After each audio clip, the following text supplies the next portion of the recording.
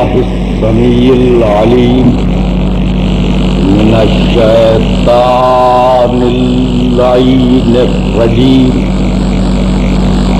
بسم الله الرحمن الرحيم الحمد لله الملك الحق المبين المتصاغر بعظمته جبابرة الطاغين المتخاضع بكبريائه عتاة المتمردين المعترف بربوبيته سائر الخلق أجمعين والصلاة والسلام والتحية والإكرام على أشرف النبيين وخاتم المرسلين سيدنا ومولانا أبي القاسم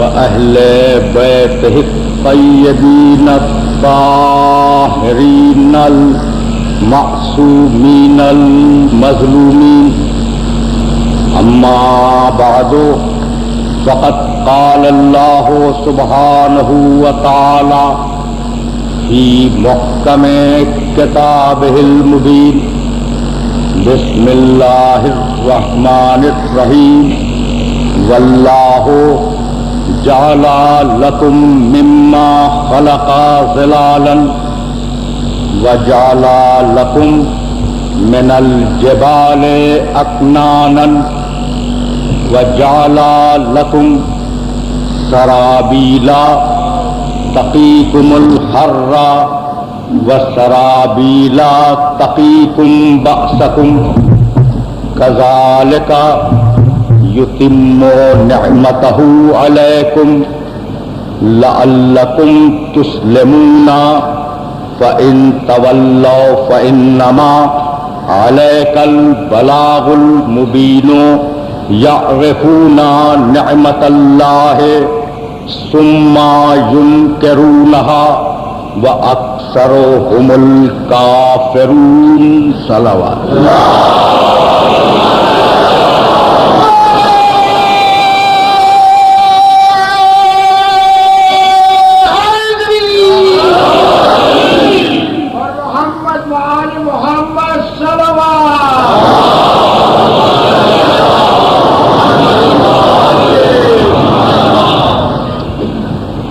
عزیزان محترم، وہ سلسلہ گفتگو جو ذی الحجہ کی 29ویں تاریخ کے گزرنے کے بعد سے شروع ہوا تھا، آج وہ اپنے تیسرے مرحلے میں داخل ہو رہا ہے۔ ان تقریروں کے لیے میں نے سرنامہ کلام میں 16ویں سورے کی 3 مسلسل آیتوں کی تلاوت کا شرف حاصل کیا۔ وہ 16واں سورہ سورہ نحل ہے، اور وہ آیات جن کی تلاوت کا شرف حاصل کیا گیا ان کے نشانات 81، 82 اور 83 ہیں۔ ان آیات میں پروردگار عالم نے بہت عجیب و غریب طریقے سے انسانوں کو خطاب کیا، ارشاد فرمایا۔ دیکھیے کس طریقے سے اللہ اپنے احسانات جتلاتا ہے۔ واللہ جعل لکم مما خلق ظلالا، اللہ نے جتنی چیزیں پیدا کی ہیں ان چیزوں کے سائے بنائے تمہارے لیے، ورنہ اگر سائے نہ ہوتے اور مسلسل آفتاب کی تابانیاں تم پر پڑتی رہتی تو زندگی کا تصور بھی باقی نہ رہتا۔ آواز بلند ہے،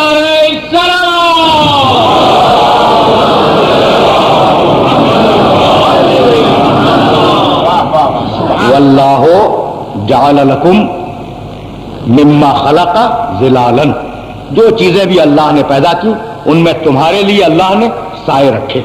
وجعل لکم من الجبال اکنانا، اور یہ جو اونچے اونچے پہاڑ دیکھ رہے ہو، یہ جو سر بفلک پہاڑ تمہاری نگاہوں کے سامنے ہیں، اللہ نے تمہارے لیے ان پہاڑوں میں غار بنائے.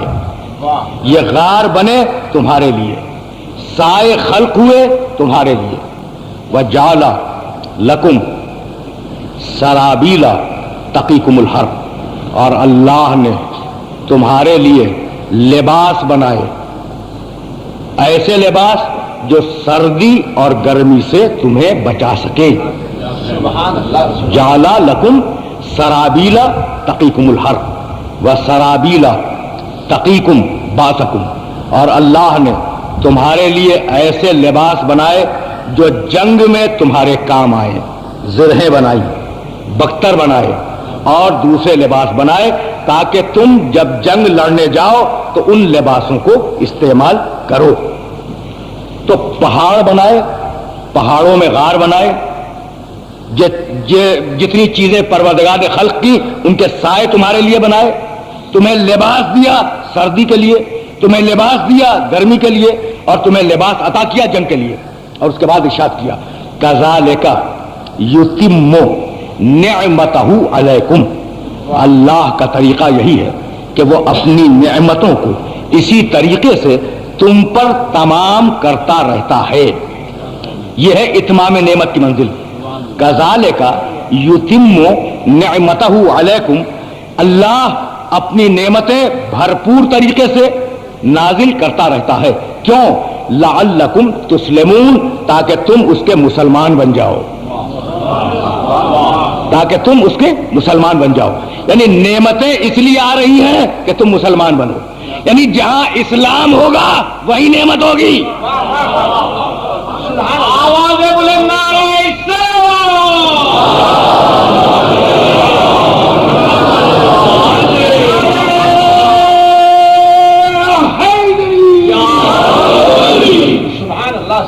بھائی قرآن اور اتمام نعمت، میرے سننے والوں کے ذہن میں یہ موضوع محفوظ ہوگا نا جو اس سلسلے گفتگو کے لیے مخصوص ہوا ہے.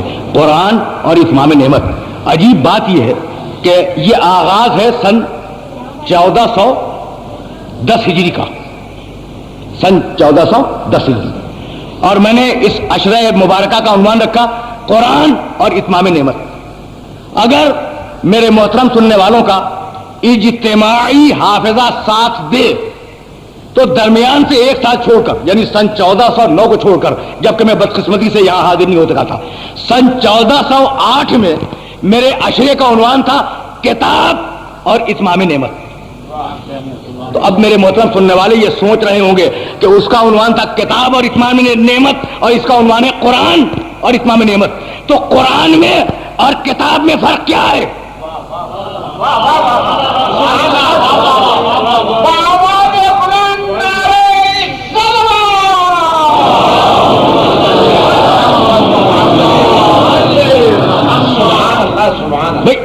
ہے نا قابل غور بات کہ قرآن میں اور کتاب میں فرق کیا ہے.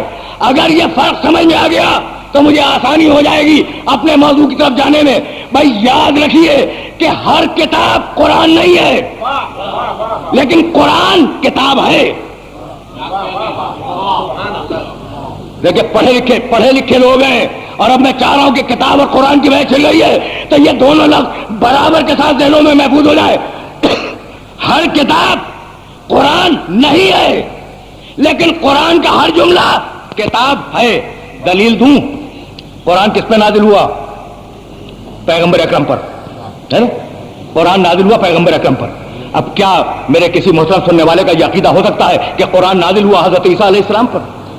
قرآن نازل ہوا حضرت موسیٰ علیہ السلام پر؟ نہیں. قرآن مخصوص ہے ذات محمد عربی کے ساتھ. قرآن نازل ہوا پیغمبر اکرم پر. اتنی بات تو طے ہو گئی نا. تو اب جا کر دیکھیے گا سورہ بقرہ کو. قرآن فقط رسول پہ آیا. اچھا کتاب کس پہ آئی؟ موسیٰ پہ آئی، عیسیٰ پہ آئی، حضرت داؤد پر زبیر کی صورت میں آئی، حضرت ابراہیم علیہ السلام پر صحیفوں کی صورت میں آئی. کہتے ہیں نا کہ چار صاحبان کتاب، اور ان کتابوں میں سے ایک قرآن مجید. یہی ہے نا عقیدہ. توریت، زبور، انجیل، قرآن. قرآن 1/4 ہے ان چاروں کتابوں کا. تو ہر نبی صاحب کتاب نہیں ہے، یہ بات ذہن میں رہے. ہر نبی صاحب کتاب نہیں ہے. صاحب کتاب ہے 4، اور ان چاروں کے نام آپ کے پاس محفوظ ہے. داؤد علیہ السلام پر زبور آئی، موسیٰ علیہ السلام پر توریت آئی، عیسیٰ علیہ السلام پر انجیل کا نزول ہوا، پیغمبر اکرم پر قرآن مجید کا نزول ہوا. اب اسے ذہن میں رکھ کر واپس چلیں قرآن کی طرف. کان الناس، سورہ بقر، دوسرا سورہ قرآن مجید کا، آیت کا نشان 279. حوالہ اس لیے دے رہا ہوں کہ جا کے ترجمہ دیکھیے گا.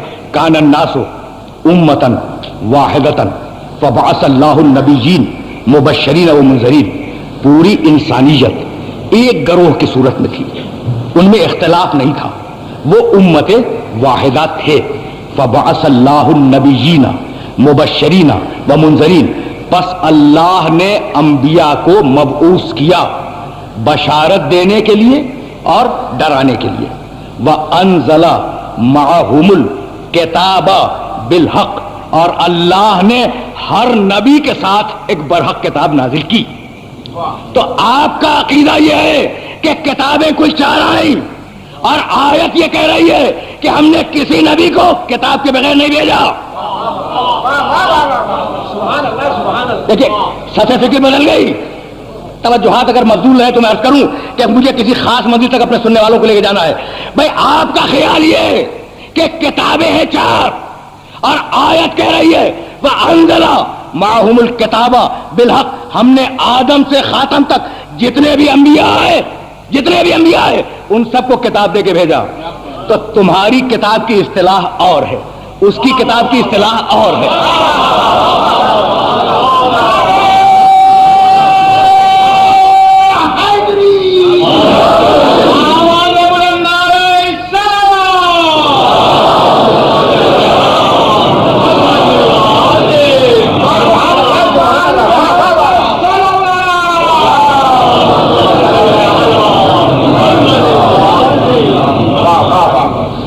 تمہاری اصطلاح اور پروردگار کی اصطلاح اور.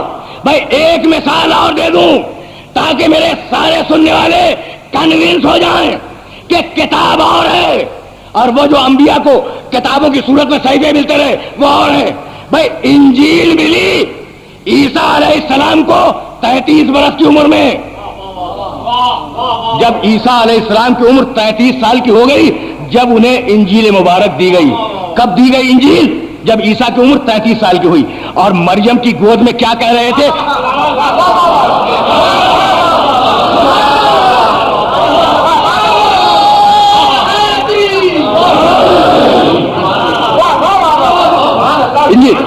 انجیل ملی 33 برس کی عمر میں، اور جب 3 دن کے تھے تو مریم کی گود سے آواز دی انی عبداللہ آتانی الکتاب وجعلنی نبیا. اللہ نے مجھے کتاب دی ہے، دے گا نہیں تو کتاب اور انجیل اور.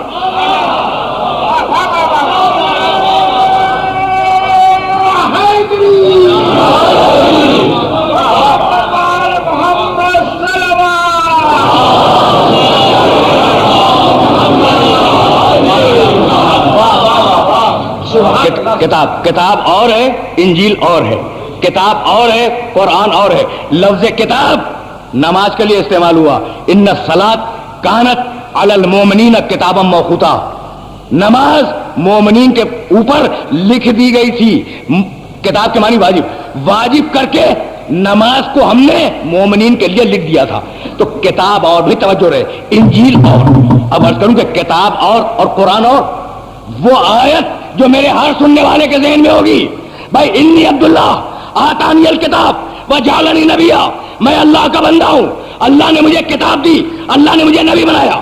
کتاب اور انجیل اور. کتاب گود میں ملی، انجیل پہاڑ پہ ملی. اور اب کتاب اور قرآن اور.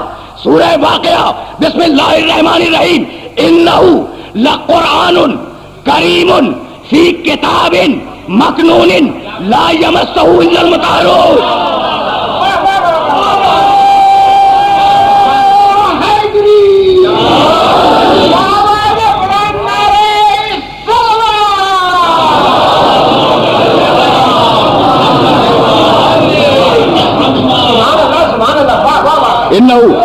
انہو لقرآن کریم. بھائی آیت کے تیور کو دیکھیں, یہ با کرامت قرآن ہے, با عزت قرآن ہے. یہ لفظ کریم کا ترجمہ کر رہا ہوں. انہو لقرآن کریم, یہ با عزت قرآن ہے, یہ با شرف قرآن ہے, یہ با کرامت قرآن ہے. کہاں ہے؟ فی کتاب مکنون. ہم نے اس قرآن کو کتاب کے اندر رکھا ہے. قرآن اور کتاب اور ہے نا. توجہ, لا یمسہ الا المطہرون. اور اس قرآن کو چھو نہیں سکتے, مس نہیں کر سکتے, ٹچ نہیں کر سکتے مگر وہ لوگ کہ جنہیں ہم نے طیب و طاہر قرار دیا ہے. آواز بلند نعرہ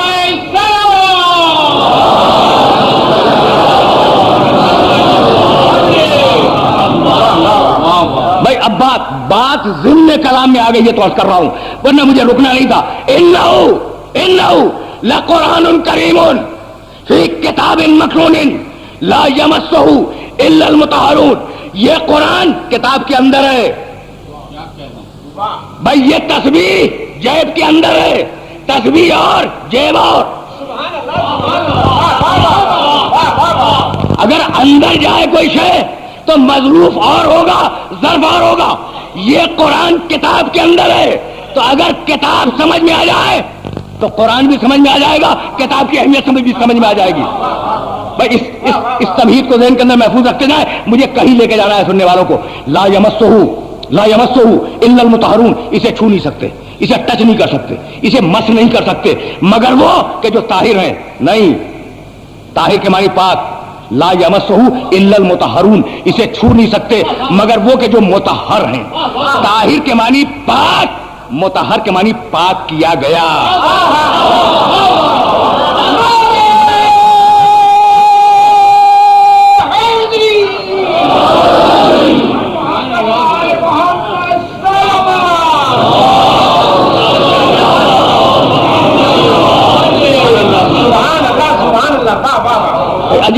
عجیب لمحہ فکر ہے.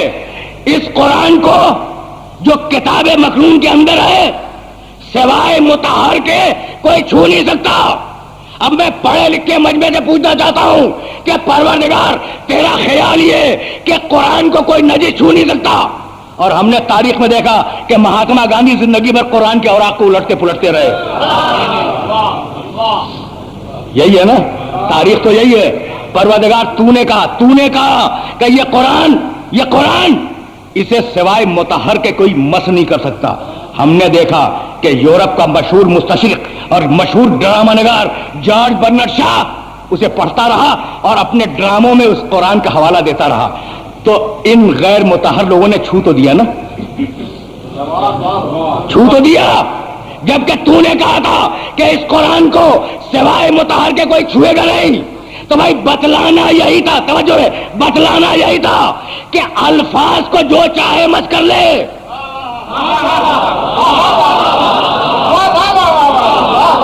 الفاظ کو جو چاہے مت کر لے, اس لیے کہ تمہاری دسترس میں ہے, لیکن معنی کو وہی مت کرے گا. معنی کو وہی مت کرے گا جو صاحب طہارت ہو, جسے ہم نے مطہر بنایا ہو. بھائی رک جائے اس منزل فکر پر اور ذرا سا طہارت کے مسئلے کو میں واضح کر دوں تو بات آسان ہو جائے. بھائی الفاظ جو چاہے چھو لے, جو چاہے الفاظ کو ٹچ کرے, الفاظ پہ قدغن نہیں لگائی. اگر کوئی مشرک جانے کے بعد بازار سے قرآن مجید کو لے اور لینے کے بعد ہر ورق پہ ہاتھ رکھے تو آپ کچھ کر سکتے ہیں؟ اگر وہ چھپ کے اپنے حجرے میں کام کرے کوئی کچھ نہیں کر سکتا, ہے نا, کوئی کچھ نہیں کر سکتا. تو دعویٰ ہی نہیں کیا, میں توجہ رہے, دعویٰ ہی نہیں کیا کہ الفاظ کو کوئی مس نہیں کرے گا. دعویٰ تو یہ ہے کہ وہ قرآن جو کتاب مکنون میں ہے,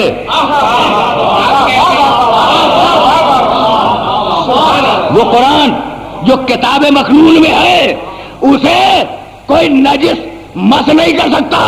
تو مس سے مراد ہے مس سے مانوی.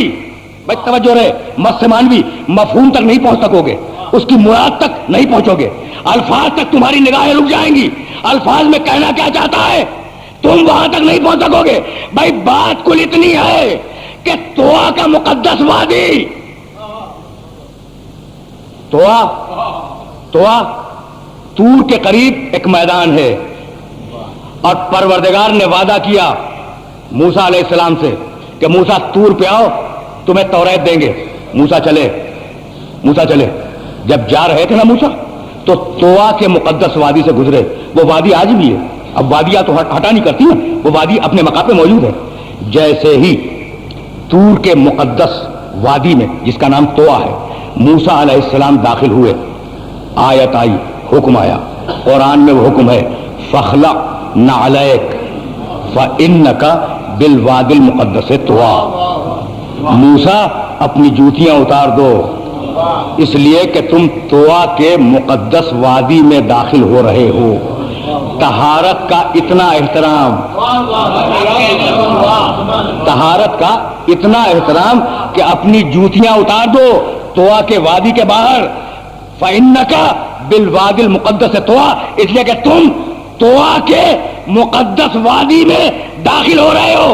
تو پروردگار اس وادی کا تو اتنا احترام کرے کہ جوتیاں باہر اتروا دے, اور قرآن جو مکمل علم الہی ہے اسے کیا نجس دماغوں کے حوالے کر دے.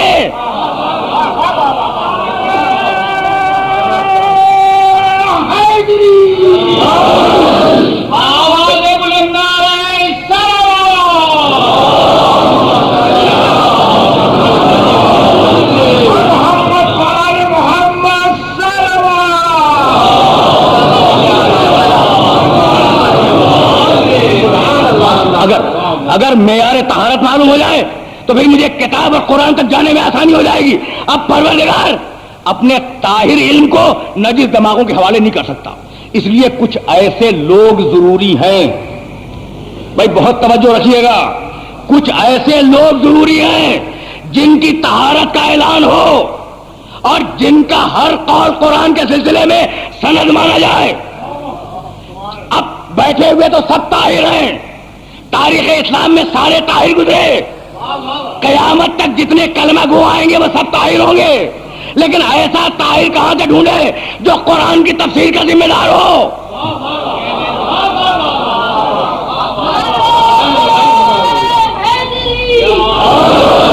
بس میں نے بڑی زحمت دے دی اور میں بڑے نازک موڑ پر اپنے سارے نوجوان سننے والوں کو لے آیا.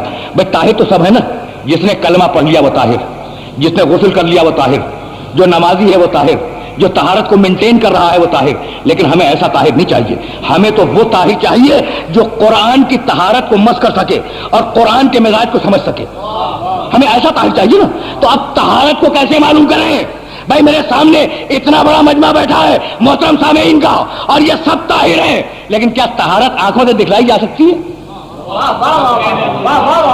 میں اگر دعویٰ کروں کہ میں طاہر ہوں تو کوئی جھٹلا سکتا ہے؟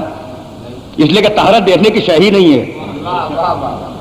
آپ اگر دعویٰ کرتے ہیں کہ آپ طاہر ہیں, اب میں کیسے جھٹلاؤں کہ آپ طاہر ہیں یا نہیں؟ طہارت دیکھی جانے کی شے ہی نہیں ہے نا. لیکن طہارت کو معلوم کرنے کے طریقے ہیں. پہلا طریقہ یہ ہے کہ مالک سے پوچھ لو, چیز کے مالک سے پوچھو. اگر مالک کہے کہ طاہر ہے, طاہر مان لو.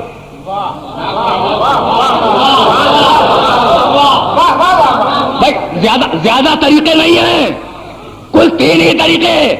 چیز کے مالک سے پوچھو, یہ تصویر میرے ہاتھ میں نہیں معلوم کہ یہ پاک ہے یا نجس, میں اس کا مالک ہوں.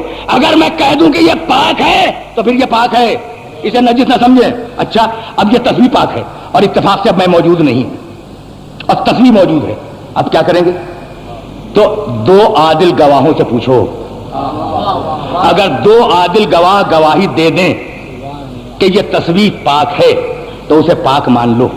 پہلا طریقہ مالک کہے, دوسرا طریقہ 2 عادل گواہ کہیں, تیسرا طریقہ اور آخری طریقہ بھائی نہ مالک موجود نہ عادل گواہ موجود.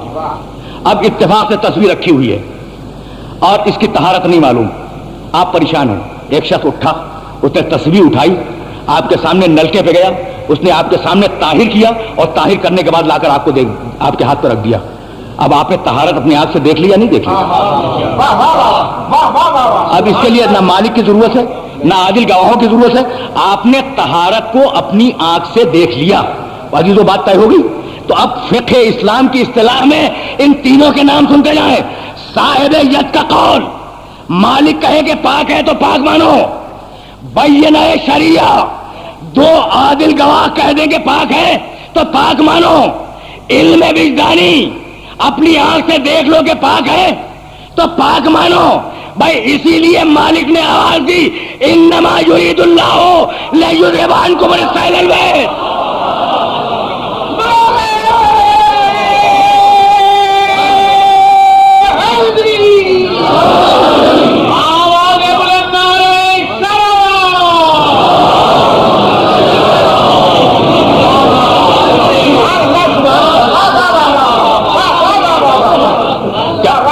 کیا ضرورت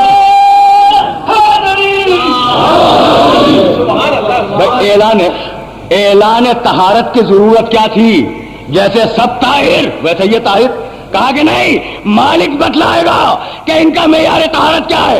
مالک نے کہا انما یرید اللہ لیذھب عنکم الرجس البیت.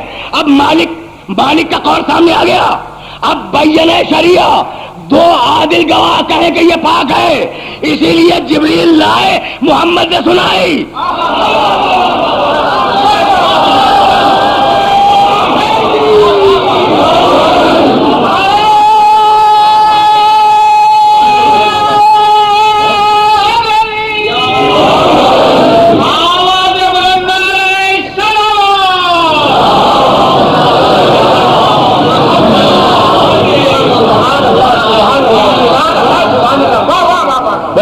بہت سیدھی سادی باتیں عرض کر رہا ہوں. تین ہی طریقے ہیں اور دنیا کی ساری فقہوں میں ہیں. کسی ایک فقہ کی قید نہیں ہے کہ اگر ایک طریقہ بھی ثابت ہو جائے مالک کہہ دے پاک مان لو. اب ضرورت نہیں ہے دو گواہوں کی. دو گواہ کہہ دیں پاک مان لو, ضرورت نہیں ہے کہ مالک کہے. اور یہاں مالک بھی کہہ رہا ہے, دو گواہ بھی کہہ رہے ہیں. بھائی بات تو واضح ہو گئی نا. اور اب تیسرا اور آخری طریقہ کہ انسان طہارت کو خود اپنی آنکھوں سے دیکھے. تو اسی لیے تو پاک گھر میں پیدا کیا کہ اگر نجس ہوتا تو وہاں پیدا نہ ہوتا.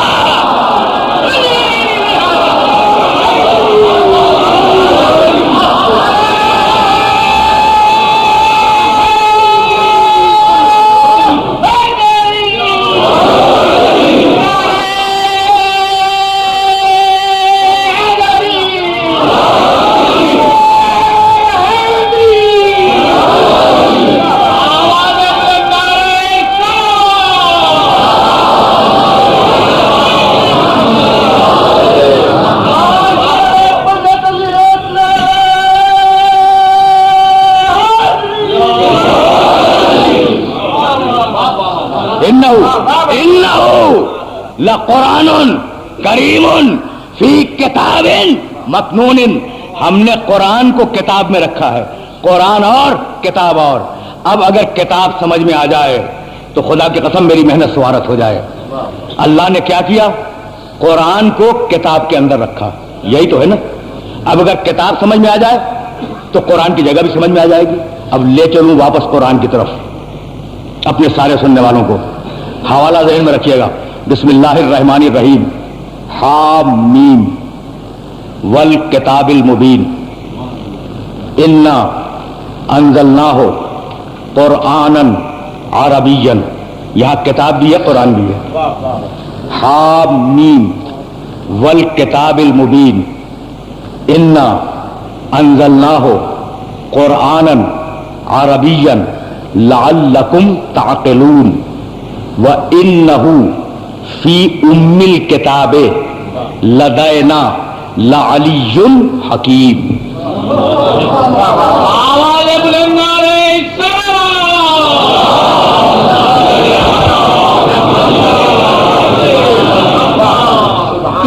یہ آیات مبارکہ میں نے بہت ٹھہر کر پڑھی تاکہ میرے محترم سننے والوں کے ذہن میں راسخ ہو جائیں.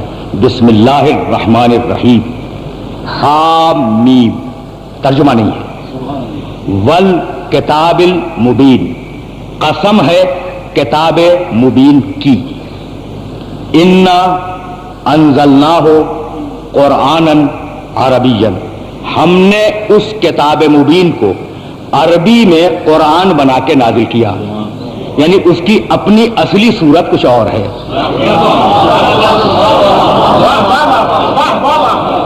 قرآن اس طریقے سے غور و فکر کی دعوت دیتا ہے. حامیم والکتاب المبین، قسم ہے کتاب مبین کی، انا انزلناہ قرآنا عربیا، ہم نے اس کتاب مبین کو عربی میں قرآن بنا کر نازل کیا ہے۔ اب ہم نے صورت کیوں بدلی اس کتاب مبین کی اور اسے قرآن کیوں بنایا؟ لعلکم تعقلون، تاکہ تم اسے سمجھ سکو۔ اگر وہ اپنی اصلی صورت میں ہوتا تو تمہاری سمجھ میں نہ آ سکتا ہے نا؟ توجہ رہے، بہت توجہ رہے۔ اگر وہ اپنی اصلی صورت میں ہوتا تو وہ سمجھ ہی میں نہ آتا، اس لیے ہم نے اسے عربی میں قرآن بنا کر نازل کر دیا۔ وَإِنَّهُ فِي أُمِّ الْكِتَابِ لَدَيْنَا لَعَلِيٌّ حَكِيمٌ، اور وہ کتاب مبین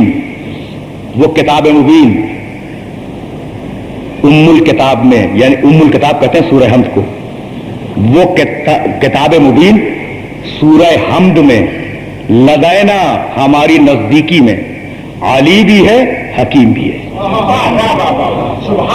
میں نے دونوں لفظوں کا ترجمہ نہیں کیا، علی کے معنی بلند، حکیم کے معنی حکمت والا۔ میرا محترم مجمع سوچ رہا ہوگا کہ میں کہنا کیا چاہ رہا ہوں، اور میرا محترم اور معزز مجمع یہ جانتا ہے کہ میں غیر ذمہ دارانہ بات کرنے کا عادی نہیں۔ آیت کو پھر سنیں، حامیم والکتاب المبین انا انزلناہ قرآنا عربیا لعلکم تعقلون وانہ فی ام الکتاب لدینا لعلی حکیم، وہ کتاب مبین سورہ حمد میں علی ہے۔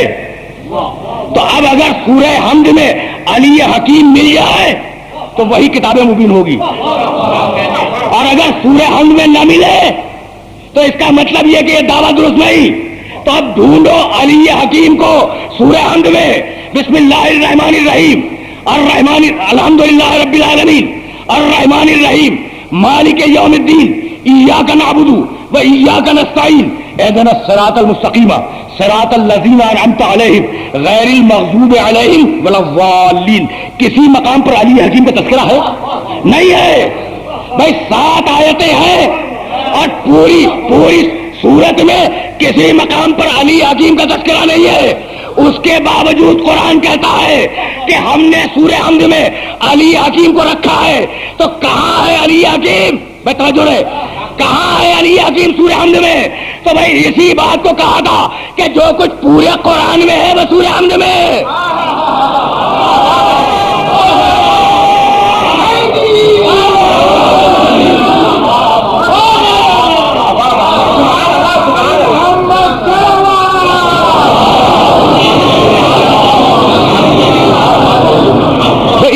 اسی بات کو تو کہا تھا کہ جو پورے قرآن میں ہے وہ سورہ حمد میں، جو سورہ حمد میں ہے وہ بسم اللہ الرحمن الرحیم کی آیت میں، اور جو آیہ بسملہ میں ہے وہ اس کی بے میں، اور جو بے میں ہے وہ اس کے نقطے میں، وہ آنن نقطہ تو طلبہ۔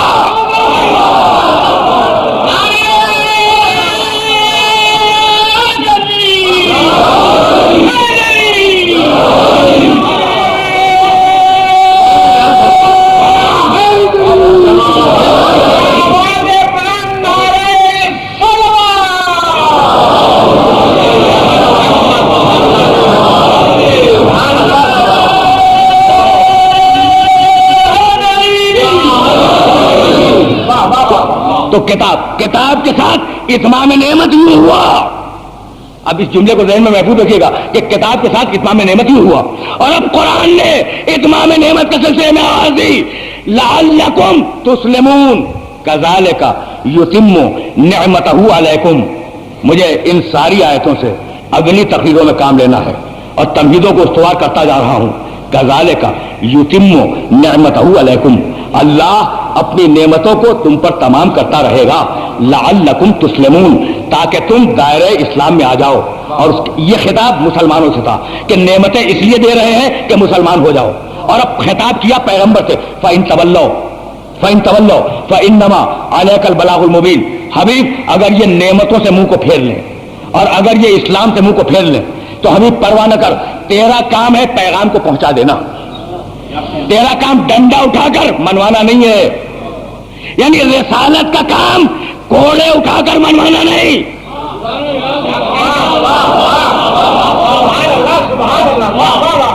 فَإِن تَوَلَّوْا فَإِنَّمَا عَلَيْكَ الْبَلَاغُ الْمُبِينُ. اگر یہ نہ مانے، اگر تیری نعمتوں کو ٹھکرا دے، اگر تیرے حکم سے نافرمانی کرے تو انما علیک البلاغ المبین، تیرا کام یہ کہ تو پیغام پہنچا دے، منہ کو پھیر دے. اور اس کے بعد کمنٹری کی ان انکار کرنے والوں پر، یعرفون نعمت اللہ، بھائی ہم جانتے ہیں کہ یہ اللہ کی نعمت کو خوب پہچانتے ہیں. ثم ینکرونہا، اور پھر اس کا انکار کرتے ہیں. وَأَكْثَرُهُمُ الْكَافِرُونَ، اور یہ سب کے سب کفران نعمت کرنے والے ہیں. آج کی گفتگو اس منزل فکر پر رک رہی ہے، مجبوراً رک رہی ہے، لیکن توجہات آپ کی مبذول ہیں. یعرفون نعمت اللہ ثم ینکرونہا وَأَكْثَرُهُمُ الْكَافِرُونَ، یہ لوگ اللہ کی نعمت کو پہچانتے ہیں. بھائی دو قسمیں ہیں نا، نہ پہچانے اور پھر انکار کر دیں اور بات ہے، پہچانتے ہیں اور پھر انکار کرتے ہیں. تو اب پتا کیسے چلے کہ وہ نعمت کیا ہے جو پہچاننے کے بعد ٹھکرائی گئی. تو اب اس بات کو ہمیشہ یاد رکھیں کہ نعمتوں کی بنیادی تقسیمیں دو ہیں. علماء اخلاقیات میں لکھا ہے، اپنی طرف سے نیت کر رہا ہوں. بھائی پانی کا ایک ٹھنڈا گھونٹ شدید گرمی کے زمانے میں بہت بڑی نعمت ہے، بہت بڑی نعمت ہے. 3 دن کے فاقے میں ایک لقمہ کھانا بہت بڑی نعمت ہے. ریگستان کی تپتی ہوئی سرزمین پر جہاں کوئی چھاؤں نہ ہو، ایک شجر سایہ دار کی چھاؤں بہت بڑی نعمت ہے. یہ سانس کی آمد و رفت جسے زندگی کہتے ہیں، جب تک بھی رہے بہت بڑی نعمت ہے. مکان بہت بڑی نعمت ہے. تن ڈھانپنے کے لیے وسائل بہت بڑی نعمت ہے. کیا زندگی بھر ساتھ دیں گے؟ یہ لباس جو میرے محترم سننے والوں کے جسموں پہ ہے، کیا یہ لباس زندگی بھر ساتھ دے گا؟ پھٹے گا، بدل جائے گا، اور اگر نہ بھی پھٹے تو قد کی تبدیلی پہ بدل جائے گا. تو لباس زندگی بھر ساتھ نہیں دیتا. لباس کا انسان کا ساتھ عارضی ہے. بات طے ہو گئی. پیاس ہر وقت نہیں لگتی. جب پیاس لگے تو انسان کو پانی کی طلب ہو، اور جب پیاس نہ لگے تو لاکھ برف کا پانی لے آؤ، جب طلب ہی نہیں ہے تو خواہش بھی نہیں ہوگی. تو ہر نعمت پانے والے کی نسبت سے عارضی ہے. بات طے ہو گئی. بھائی سنیں، کچھ تھوڑا سا وقت ہے میرے پاس. آپ تھک گئے،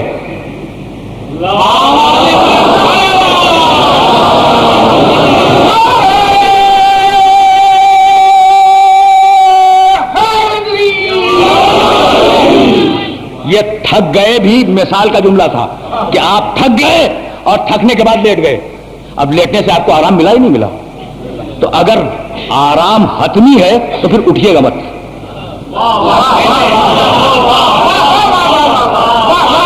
بھائی تھکنے کے بعد جب لیٹے تو یہ لیٹنا نعمت ہے یا نہیں؟ تو اب جب نعمت مل گئی تو لیٹے رہے، لیکن پھر لیٹنے سے تھک گئے، اٹھ کے بیٹھ گئے. تو اگر لیٹنا نعمت تھا تو پھر بیٹھتے نہیں.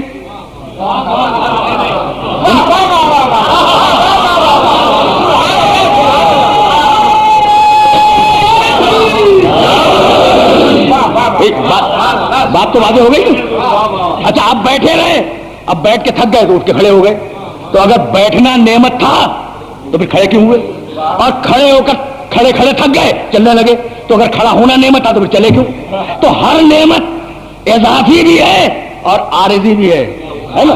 تو نعمتوں کی ایک قسم عارضی نعمتیں، اور نعمتوں کی دوسری قسم دائمی نعمتیں، جس میں انسان نہ تھکے، جس میں انسان پریشانی محسوس نہ کرے، جس میں انسان کو کوئی تکدر نہ ہو. وہ نعمتیں فنا پذیر ہیں. جنت کی نعمتیں لازوال ہیں. تو دو ہی قسمیں ہیں نا، دو ہی قسمیں. جنت میں جتنی بھی نعمتیں ملیں گی لازوال، ان کی کشش لازوال، ان کا نعمت ہونا لازوال. ان کی طلب لازوال. دنیا کی ہر نعمت فانی آنی غیر جاویدانی غیر مسلسل رہنے والی. طے ہو گئی بات؟ اگر طے ہو گئی بات تو بس ایک جملہ سماعت فرمائیں اور مجھے اجازت دے دیں کہ بھائی نعمتوں کی 2 قسمیں ہیں، ایک فانی نعمت اور ایک جاویدانی نعمت.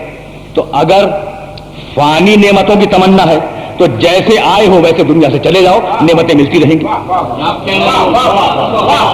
ہے نا بھائی؟ توجہ رہے. اگر فانی نعمتوں کی تمنا ہے تو جیسے آئے ویسے چلے جاؤ، نعمتیں جو ملی انہیں حاصل کرو، اور اس کے بعد اب نعمتوں کا تو کوئی تصور نہیں ہے. اور اگر لازوال نعمتیں چاہیے تو جنت میں جانے کی تمنا کرو، اس لیے کہ جنت ہے لازوال نعمت، اور جنت تک جا نہیں سکتے جب تک کہ اعمال صالحہ نہ ہو. اس لیے اعمال صالحہ ہے نعمت، اور اعمال صالحہ مل نہیں سکتے جب تک کہ ہدایت نہ ہو. اس لیے ہدایت ہے نعمت.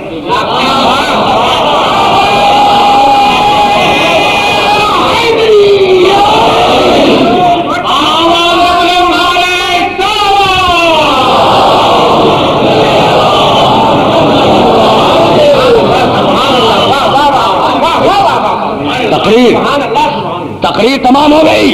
فقط ایک آیت کی سماعت کی زحمت دے رہا ہوں. قرآن اور اتمام نعمت. اگر فانی نعمتیں چاہیے دنیا میں مست رہو، اور اگر لازوال نعمتیں چاہیے جنت کی تمنا کرو. جنت نعمت ہے، جنت تک جانے کے لیے عمل صالح ضروری ہے، اس لیے عمل صالح نعمت. عمل صالح مل کے پانے کے لیے ہدایت ضروری ہے، اس لیے ہدایت نعمت. اور ہدایت مل نہیں سکتی جب تک کہ ہادی نہ آئے، اس لیے ہادی نعمت. میں توجہ رہے. ہدایت پانے کے لیے ہادی لازم. ہدایت مل نہیں سکتی جب تک ہادی نہ جائے، اس لیے ہادی نعمت. تو اب آپ نے اس اصول کو مان لیا کہ ہادی نعمت. بھائی میں نے کوئی آیت روایت تو نہیں استعمال کی نا، ہادی نعمت. اور اب قرآن نے آواز دی وما بکم من نعمت فمن اللہ. جتنی بھی نعمتیں آتی ہیں وہ اللہ کی طرف سے آتی ہیں. تو اگر ہادی نعمت ہے تو وہ بھی ادھر سے آئے گا، اجماع یا شورا میں نہیں بنایا جائے گا.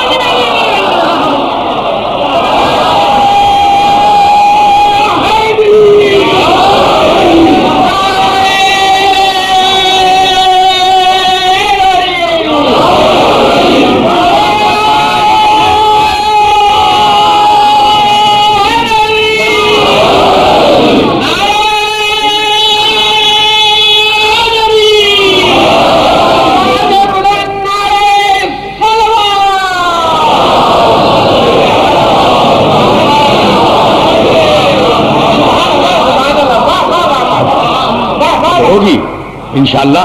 کل سے گفتگو ذرا اور واضح ہوگی، ہم اور آگے بڑھ جائیں گے اپنے موضوع کی راہوں میں اور اپنے موضوع کے راستے میں. لیکن گفتگو اس منزل پہ ختم ہو رہی ہے. بھائی نعمت دی ہدایت کی نعمت، اور ہدایت کی نعمت آئی ہادی کے ذریعے. ہادی نعمت ہے. اور قرآن کہہ گیا سورہ نحل میں وما بکم من نعمت فمن اللہ. جتنی بھی نعمتیں ہم نے دی ہیں وہ ہم نے دی ہیں، کسی اور نے نہیں دی. تو اگر ہادی نعمت ہے تو وہ بھی ادھر ہی سے آئے گا. بھائی یہی تو سبب ہے. یہ استدلال اس لیے دے رہا تھا کہ میرے محترم سننے والوں کے ذہن میں محفوظ ہو جائے. یہی سبب ہے کہ جتنے بھی بلایا آئے، جتنے بھی مصائب آئے آل محمد میں، ان مصائب میں صبر کا لفظ استعمال نہیں کیا، شکر کا لفظ استعمال کیا. شکر کا لفظ ہے.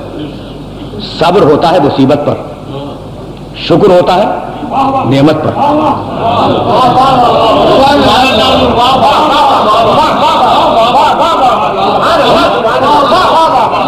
شکر ہوتا ہے نعمت پر.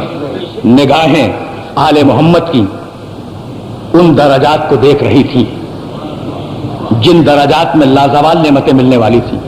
تو اب زبان آل محمد سے لفظ صبر نہیں آیا، لفظ شکر آیا.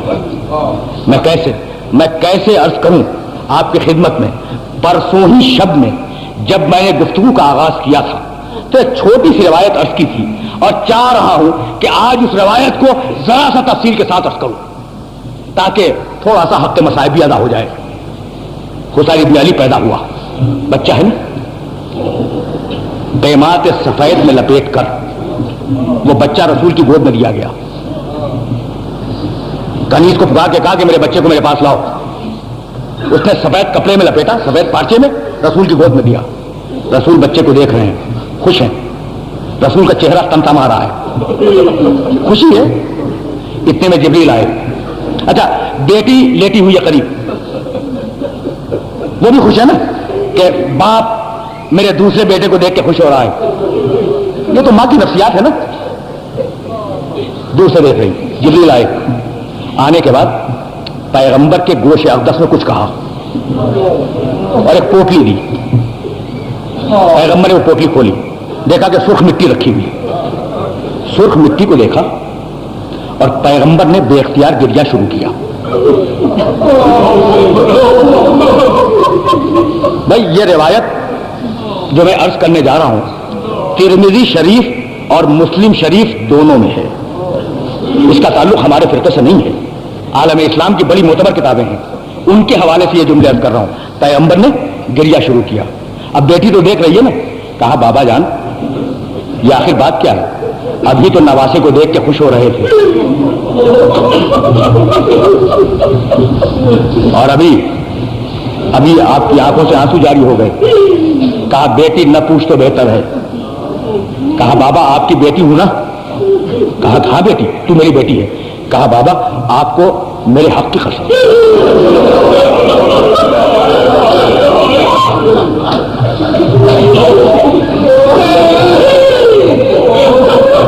مجھے بتلا دیں کہ آپ کے گریے کا سبب کیا ہے. علی کو بلایا, کہا کہ فاطمہ کا شانہ تھامو. علی نے شانہ تھاما. پیغمبر نے پورے واقعات بیان کیے.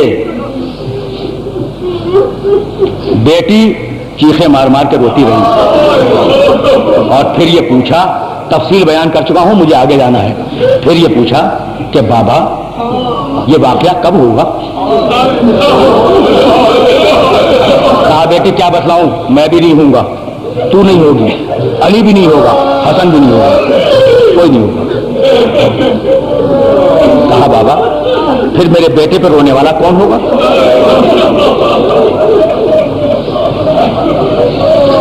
کہا مت گھبرا, اللہ ایک قوم کو پیدا کرے گا جس کے لوگ اس کے لوگوں پہ روئیں گے. سجدہ شکر کیا. اسی شکر تک تو لانا تھا اپنے سننے والوں کو. سجدہ شکر کیا. شکر ہوتا ہے نعمت پر. یہ آپ کا رونا سیدہ کی نگاہ میں نعمت ہے.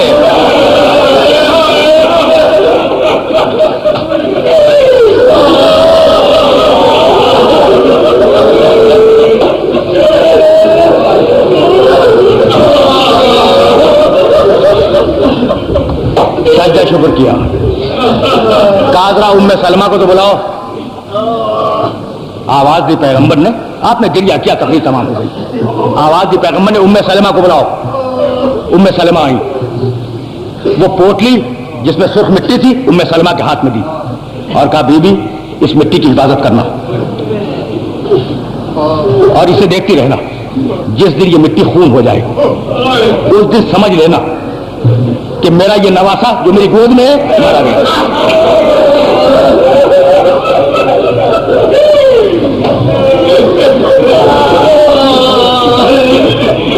اجرکم اللہ, میرا یہ نواسا مارا گیا. ام سلمہ نے اس پوٹلی کو لیا, اس سرخ مٹی کو ایک شیشی میں منتقل کیا, اس پر مہر لگائی, اپنے حجرے کے طاق میں رکھی. اور حضرت ام سلمہ کا دستور تھا کہ روزانہ صبح و شام اس مٹی کو دیکھا کرتی. رسول دنیا سے گئے, واقعات بدلے, ام سلمہ کی سیرت نہ بدلی, یہاں تک کہ نواسا آیا ام سلمہ سے رخصت ہونے کے لیے.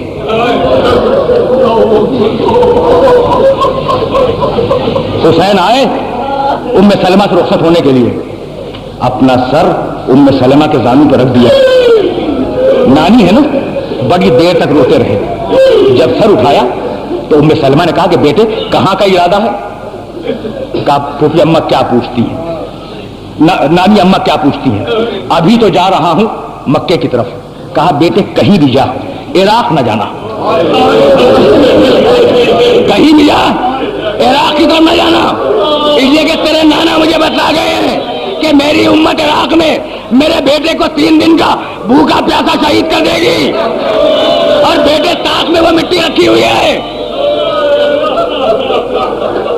اجزکم اللہ.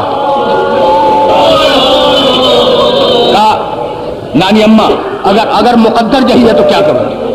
میں جملے سنیں, اگر مقدر یہی ہے تو کیا کروں؟ یہ کہہ کے خدا حافظ کیا, چلے مکے آئے, مکے کو خدا حافظ کیا. عاشور کا دن آیا, عصر عاشور آئی. عصر عاشور میں بھائی آپ نے گریہ کیا, مجلس تمام ہو گئی, اب میں فقط واقعے کو مکمل کر رہا ہوں. عصر عاشور میں حضرت ام سلمہ نے مدینے میں رسول کو خواب میں دیکھا, اور دیکھا کہ گریبان چاک ہے, آشا تو اکبر, بالوں پہ مٹی ہے, ہاتھوں پہ مٹی ہے, پیروں پہ مٹی ہے. کہا یا رسول اللہ ماذا حالک, اللہ کے رسول, اللہ کے رسول یہ آپ کا عالم کیا ہے؟ کہا ام سلمہ تمہیں کچھ نہیں معلوم, میرا نوازا کربلا میں قتل ہو گیا. اجزکم اللہ. ام سلمہ, بھائی 2 جملے سنیں. ام سلمہ تمہیں کچھ نہیں معلوم, میرا نوازا کربلا میں قتل ہو گیا. ام سلمہ گھبرا کے بیدار ہوئی. اب جو شیشی کو دیکھا تو دیکھا خون تازہ جوش مار رہا ہے.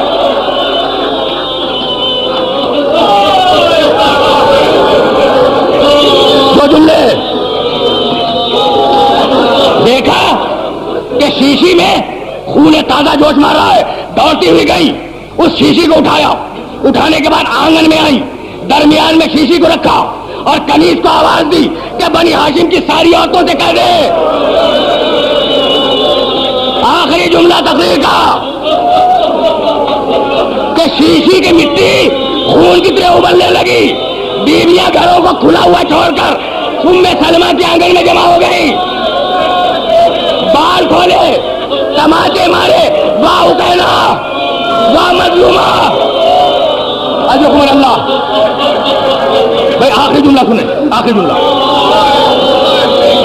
آپ نے گریہ کیا, آپ نے گریہ کیا, تقریر تمام ہو گئی. اب صورتحال کیا ہے؟ بھائی آپ گریہ کر چکے, لیکن بس آخری جملہ سن لیں. صورتحال کیا ہے؟ بیویوں کے بال کھلے ہوئے ہیں, بیچ میں ام سلمہ ہے, ام سلمہ کے آگے شیشی رکھی ہوئی ہے, اس شیشی میں خون جوش مار رہا ہے. ساری بیویاں اپنے بالوں کو بکھرائے ہوئے چاروں طرف بیٹھی ہے اور واہ حسینہ واہ مظلومہ کہہ کر اپنے سروں پہ دھوکہ مار رہی. یہی ہے نا کہ اتنے میں ام سلمہ نے کچھ دیکھا اور کہا بیویوں خاموش ہو جاؤ, بیویوں خاموش ہو جاؤ. بیویوں نے پوچھا کیا ہے؟ اکار حسین کی بیمار بیٹی آ رہی ہے.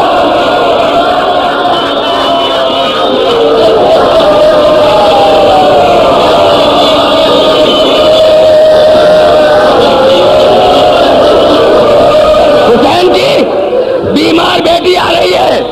بیویاں خاموش ہے. بیٹی آئی, نانی کے کندھے پہ دونوں ہاتھ رکھ دیے, کہا نانی اماں میرے خط کا جواب نہیں آیا. ابھی نانی سے یہ بات کر رہی تھی کہ ایک مرتبہ شیشی پہ نگاہ پڑ گئی, نانی اماں میرا بابا مارا گیا.